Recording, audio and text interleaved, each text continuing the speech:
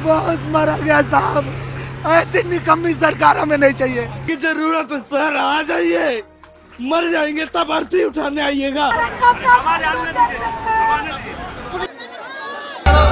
मरने मत देना यार, हम अपनी वेट कर रही है। पिछले 1 महीने से बीपीएससी स्टूडेंट के द्वारा जो प्रोटेस्ट चलाया जा रहा है बिहार में, यह शुरू हुआ था बीपीएससी में नॉर्मलाइजेशन सिस्टम के अगेंस्ट। स्टूडेंट्स का डिमांड था कि बीपीएससी एग्जाम में नॉर्मलाइजेशन पैटर्न ना यूज किया जाए।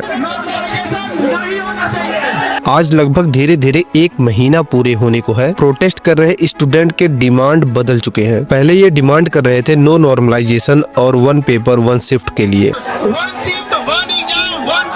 लेकिन अब स्टूडेंट डिमांड कर रहे हैं री एग्जाम के लिए। री एग्जाम के लिए स्टूडेंट्स को प्रोटेस्ट करते हुए लगभग 1 महीना बीतने वाला है।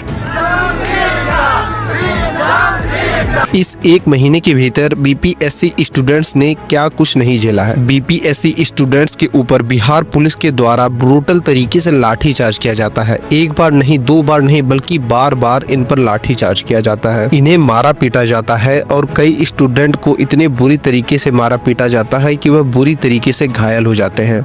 उन्हें हॉस्पिटलाइज करना पड़ता है, यहाँ तक कि एक स्टूडेंट की जान भी चली जाती है। बच्चा का मौत हो गया है।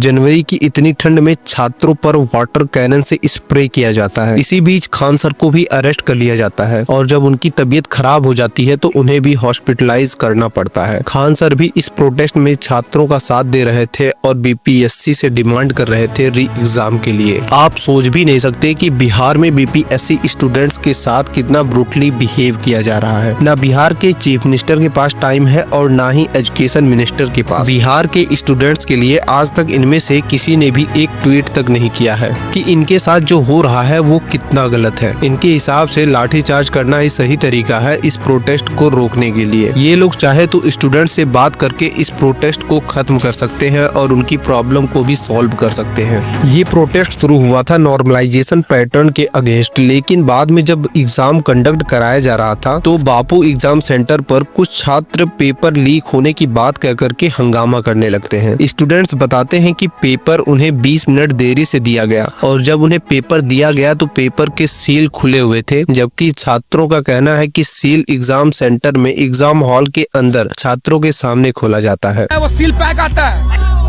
सील फटा हुआ स्टूडेंट के सामने खोला जाता है। लेकिन थोड़ी ही देर बाद वहां पटना के डीएम आते हैं और प्रोटेस्ट कर रहे छात्र को थप्पड़ मार देते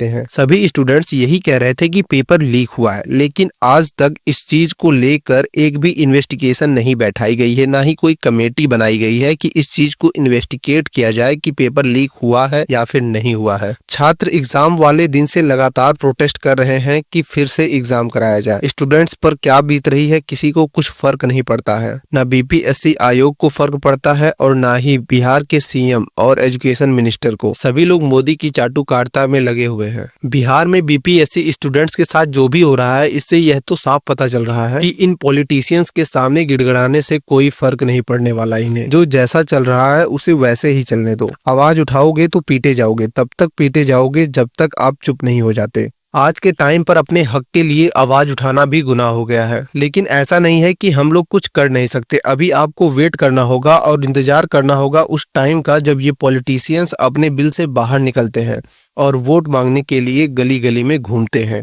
आवाज उठाने के लिए यही सही टाइम है। अपने घर से निकलो और इन पॉलिटिशियंस के खिलाफ आवाज उठाओ। उस टाइम पर जितने ब्रूटल तरीके से आपके साथ ट्रीट किया गया था, उतने ही ब्रूटल तरीके से आप भी इनके अगेंस्ट आवाज उठाइए। व्हाट्सएप, इंस्टाग्राम, ट्विटर, टेलीग्राम, हर सोशल मीडिया प्लेटफॉर्म पर पॉलिटिशियंस के अगेंस्ट वोट करने के लिए ट्रेंड चलाइए। तब जाके इन पॉलिटिशियंस को पता चलेगा कि स्टूडेंट की क्या पावर होती है। जब ये चुनाव हारेंगे और इन्हें अपनी कुर्सी छोड़नी पड़ेगी। ये चीज हर उस पॉलिटिशियंस के साथ करना चाहिए जो आपकी आवाज को दबाने की कोशिश करते हैं। जब आप ऐसा बार बार करेंगे तो कोई भी पॉलिटिशियन आपकी आवाज दबाने की कोशिश नहीं करेगा। लेकिन हमारे साथ प्रॉब्लम ये है कि हम समय के साथ सब कुछ भूल जाते हैं और फिर पॉलिटिशियंस आते हैं और धर्म के नाम पर हमें बांट कर वोट ले जाते हैं। अगर सिस्टम को बदलना है तो आवाज उठाने के तरीके को भी बदलना होगा। इलेक्शन टाइम पर आपकी आवाज इतनी बुलंद होनी चाहिए कि उन्हें महसूस हो जाए कि वो अगर हारे हैं तो सिर्फ आपकी वजह से, सिर्फ